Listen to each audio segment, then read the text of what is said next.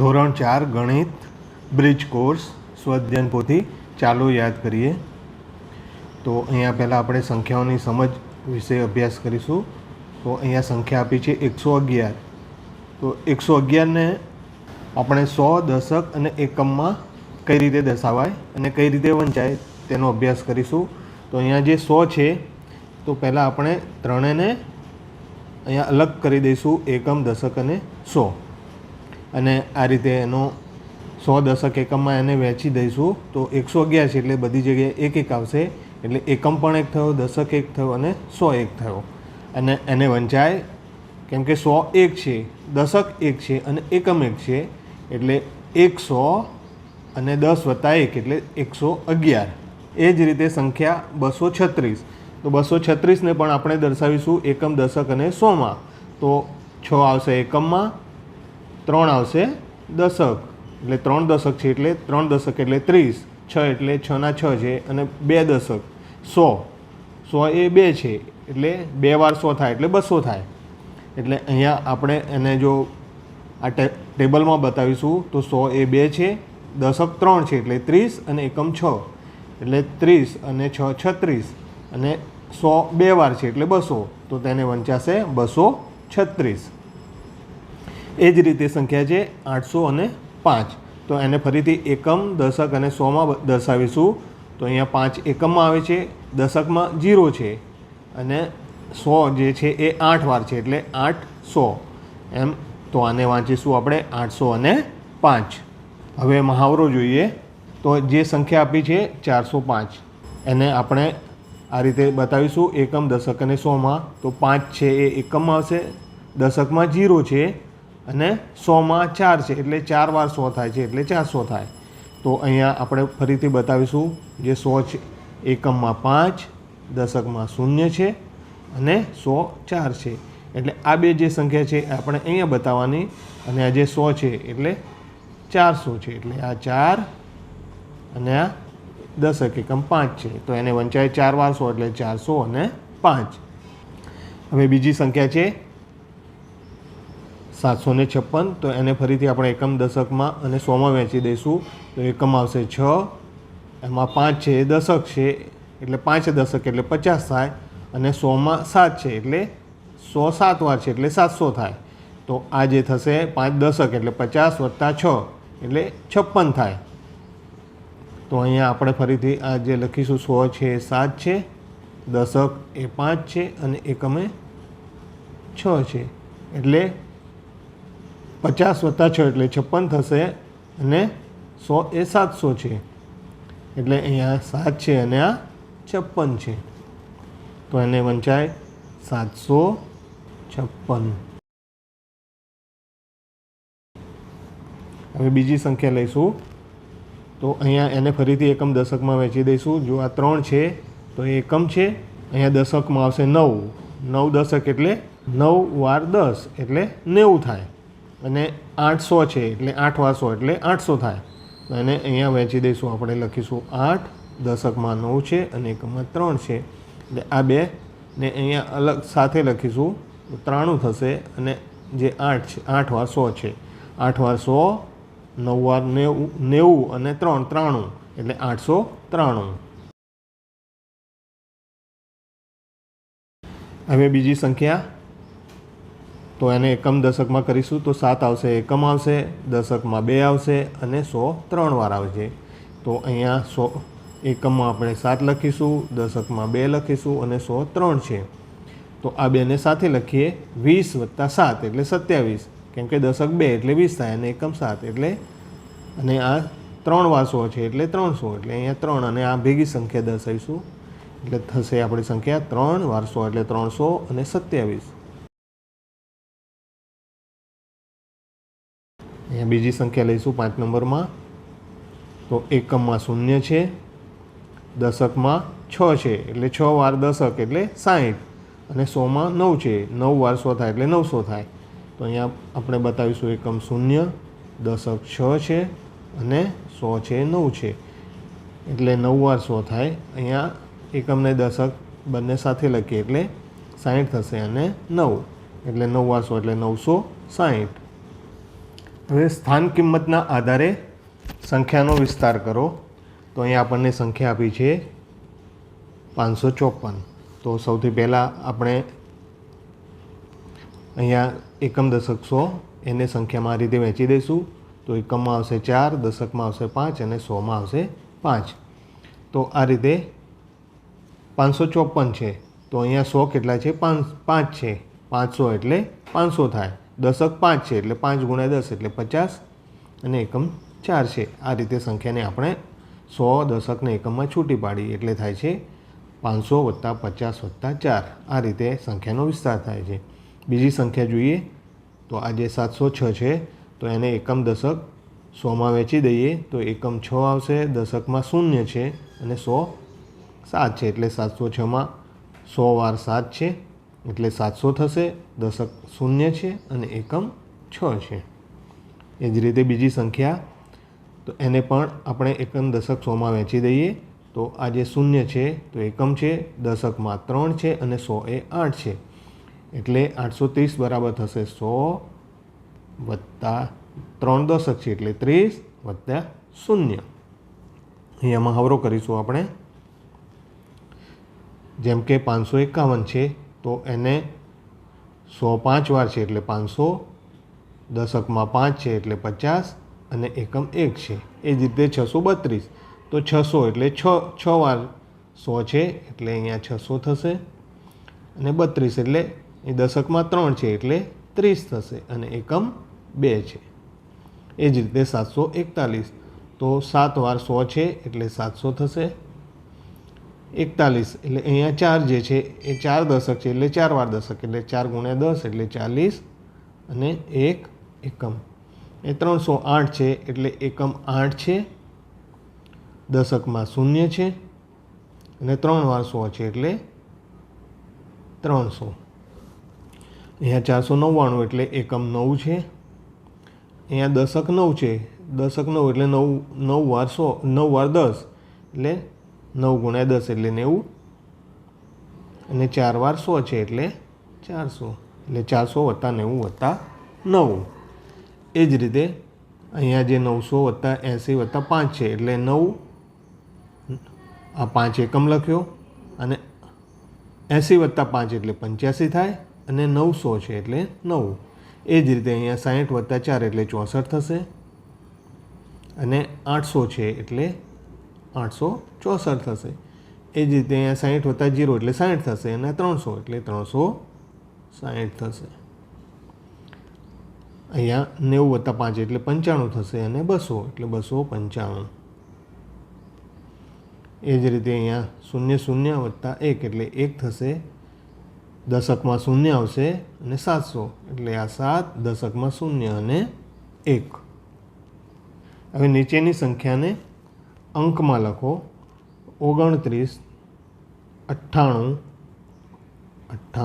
200 તો 200, 290 તો 290, 600 6 વાર 100, 919 એટલે 9 અને 19, 787 એટલે 7 અને 87, 8 87, 802 8, 800 થયા અને 2 થયા, 508 508, 330 333 એટલે 3 વાર 100 અને 33 એટલે 30 + 3, 765 એટલે 700 અને 65, 340 એટલે 300 અને 40, 909 9 વાર 100, દશકમાં 0 અને 9, 97 તો 9 * 7 97, 530 આ 500 અને 30,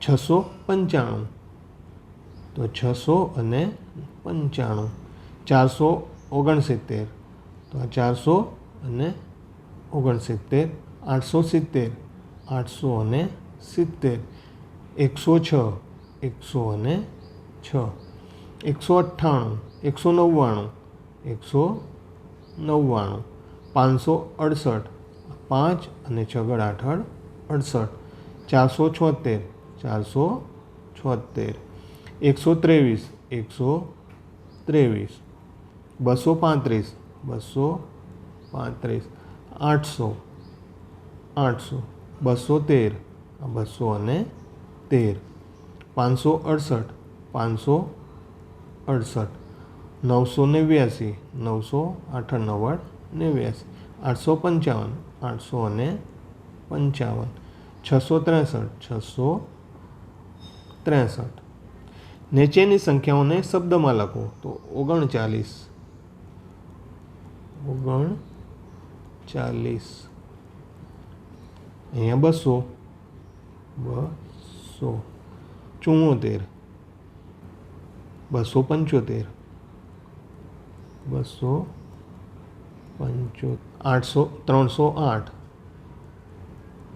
308, 770, 770, 289, 689, 909, 999, 266, 479, 479, 719, 380, 836, 550, 967, 300, 503, 633, 821,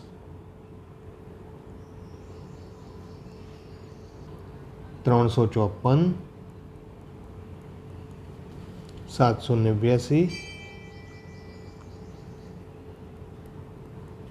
693, 196, 888, 499, 429, 209, 555. જુઓ અને સમજો. તો અહીંયા સંખ્યા 63 છે, એને દશક એકમ દશકમાં વહેંચેલી છે. તો સ્થાન કિંમત છે અંક સ્થાન, સ્થાનમાં અંક, દશક અને એકમ. તો અહીંયા 63માં એકમ 3 છે અને દશક 6 છે. તેથી એની દરેક સંખ્યાની સ્થાન કિંમત અહીંયા શોધીએ. તો જે 6ની છે એ 6 દશક છે, એટલે 10 વાર 6 છે, એટલે એની સ્થાન કિંમત થશે 60. આ જે 63 છે એમાં 6ની સ્થાન કિંમત 60 છે અને એકમમાં 3 છે. તો અને એને આપણે શબ્દોમાં લખીએ તો 63 થશે. તો સંખ્યા 63માં 3 એકમના સ્થાને, તેથી સ્થાન કિંમત 3, 6 દશકના સ્થાને, એટલે તેની 6 10 થાય. એ જ રીતે સંખ્યા 423 છે. તો એને એકમ દશક 100માં વહેંચી દઈએ. તો એકમમાં 3, દશકમાં 2 અને 100માં 4. એટલે એકમ 3 છે, દશકમાં 2, એટલે અહીંયા આપણે એને અલગ કરીશું.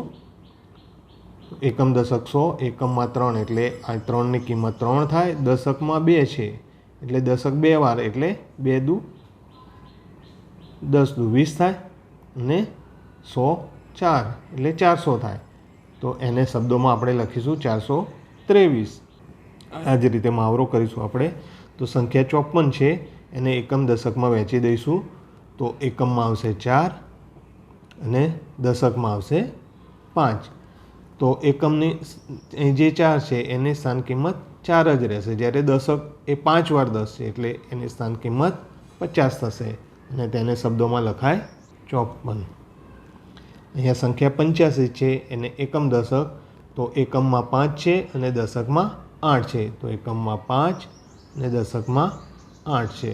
તો અહીંયા 5ની સ્થાન કિંમત 5 રહેશે અને દશકમાં 8 છે, એટલે 8 છે એ 10 વાર છે, એટલે દશક એટલે 10 ગુણ્યા 8, એટલે આની સ્થાન કિંમત 80 થશે. એને લખીશું આપણે 85. હવે એ જ રીતે સંખ્યા છે 561. તો અહીંયા એકમ દશક 100, એકમ દશક અને 100 છે. તો અહીંયા એકમમાં 1 છે, દશકમાં 6 છે અને 100 એ 5 છે. તો આની સ્થાન કિંમત એકમ 1ની સ્થાન કિંમત 1 જ રહેશે. દશકમાં 6 છે એટલે 6 વાર 10 છે એટલે 60 થશે. અને 5ની એ 5 વાર 100 છે એટલે એની સ્થાન કિંમત 500 થશે. એને આપણે લખીશું 561. એ જ રીતે સંખ્યા છે 957. તો 7 એ એકમ છે, એકમ દશક અને અહીંયા 100 લખીશું. એકમમાં 7 છે, દશકમાં 5 છે અને 100 છે એ 9 છે.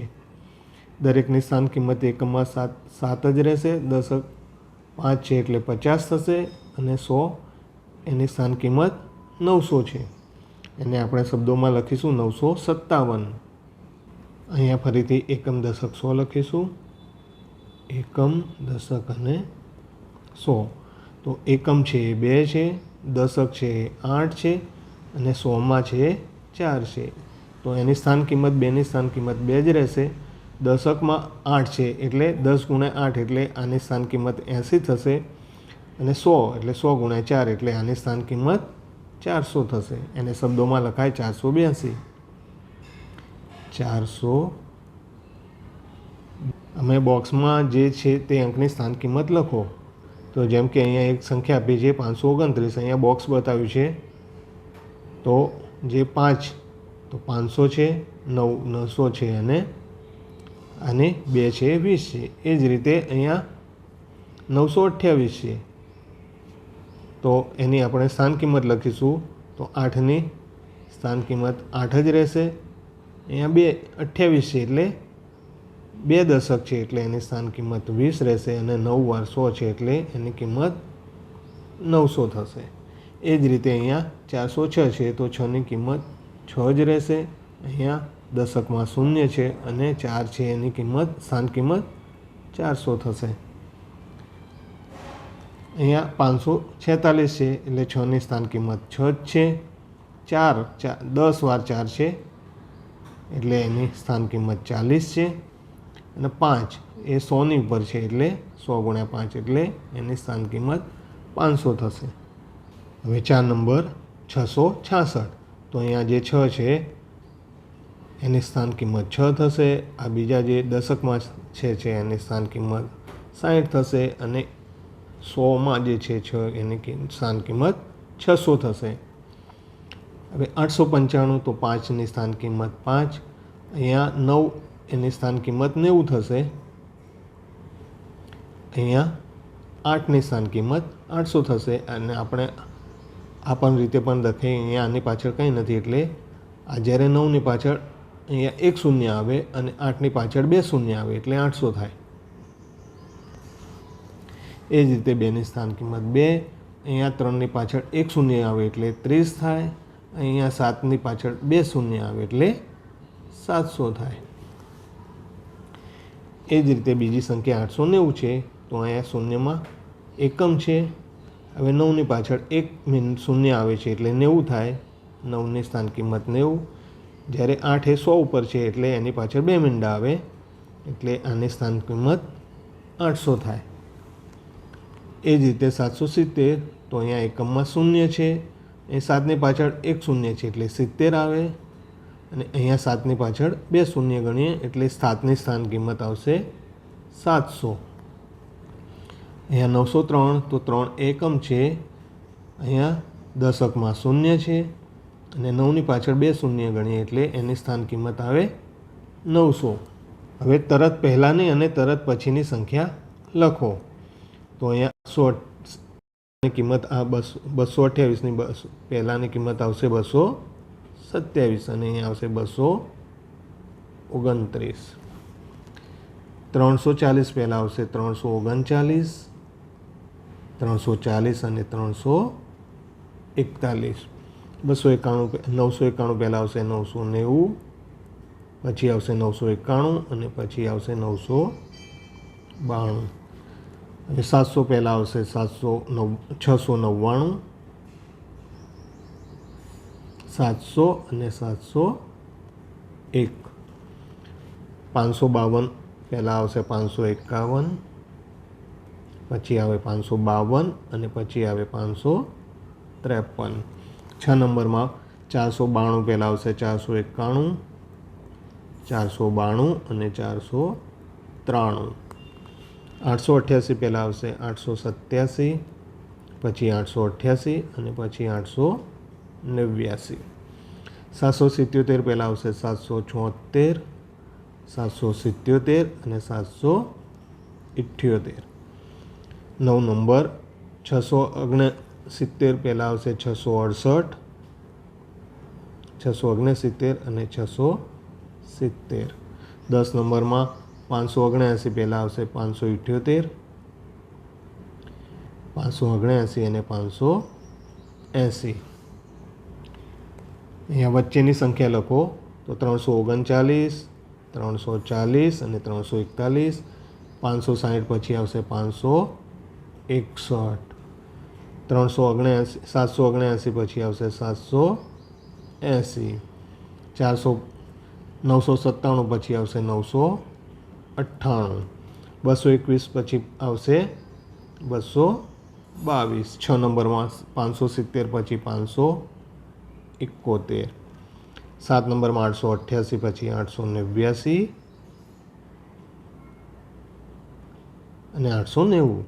8 નંબરમાં 463 પછી 464 અને 465. 9 નંબરમાં 289 પછી 290 અને 291. 10 નંબરમાં 110, 111 અને એના પછી 112. મોટી સંખ્યા અને નાની સંખ્યાની સમજ. 218 અને 215માં નાની મોટી સંખ્યા નક્કી કરીએ. તો અહીંયા આપણે 218ને એમાં 2 છે એ 100 છે એટલે 200 આવે. એમાં દશક છે 1 છે અને એકમ 8 છે. હવે 215માં પણ એ રીતે જોઈએ તો સૌથી મોટી 200 તો 200 જ છે. એકમમાં 1 છે દશક એટલે 10 થાય અને એકમમાં 5 છે. તો અહીંયા 200 પણ સરખા, 200 સરખા, 10 10 એકમ સરખા છે. જ્યારે એકમ 8 એ 5 કરતાં મોટો છે એટલે આ સંખ્યામાં જે 8 આ સંખ્યા 8 એકમ મોટો હોવાથી એ મોટી સંખ્યા થશે 200. હવે 2 નંબર જોઈએ આપણે. 256, 258 અને 261માં સૌથી મોટી અને સૌથી નાની સંખ્યા નક્કી કરીએ. તો અહીંયા 256માં એને આપણે એકમ દશક 100માં વહેંચી દીધા. તો 2 એ 100 છે, એની સ્થાન કિંમત 5ની દશક 50 છે અને 6 એકમ છે. એ જ રીતે 258માં 8 એકમ, 5 દશક અને 2 100 છે. 261માં 2 200 છે, 6 દશકમાં 6 એટલે 60 અને 1 એકમ એટલે 261 બરાબર 200 + 60 + 1. તો અહીંયા સૌથી પહેલાં તો આપણે દરેક અહીંયા ત્રણેયમાં જે દશક જે 100 છે એ બધામાં સરખો આવે છે એટલે એના પછીની સંખ્યા જોઈશું દશકમાં. તો અહીંયા 5 આવે છે 256માં અને અહીંયા પણ 256માં 5 આવે અને આ 261. તો 6 દશકમાં જે છે 6 સંખ્યા એ સૌથી મોટી છે 261માં અને સૌથી નાની. તો એટલે આપણે હવે ફરીથી 256માં જોઈશું. અહીંયા દશક બંનેમાં સરખા છે 5 અને 5. ત્યાર પછી આપણે એકમમાં જોઈએ તો અહીંયા 6 છે અને અહીંયા 8 છે એટલે 6 એ 8 કરતાં નાના છે એટલે સૌથી નાની સંખ્યા 256 થાય.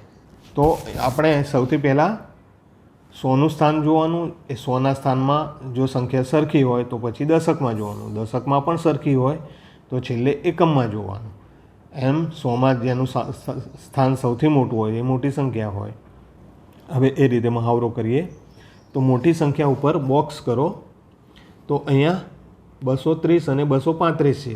તો અહીંયા 100માં જોઈએ તો બંનેમાં 2 2 છે એટલે એના પછીની આપણે જોઈશું દશકની સંખ્યા. તો દશકમાં પણ 3 3 છે એટલે એકમ. એકમમાં અહીંયા 0 છે અને અહીંયા 5 છે એટલે 5 એ મોટી કહેવાય.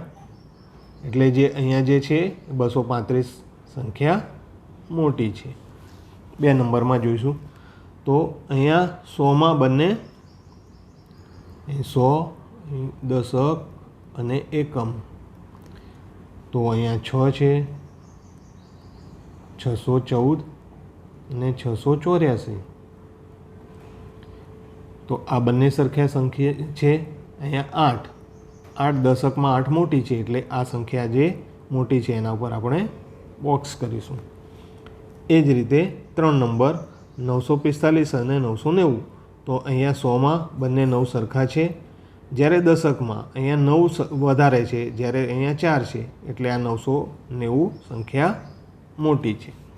એ જ રીતે 4 નંબરમાં જોઈએ 530 અને 890.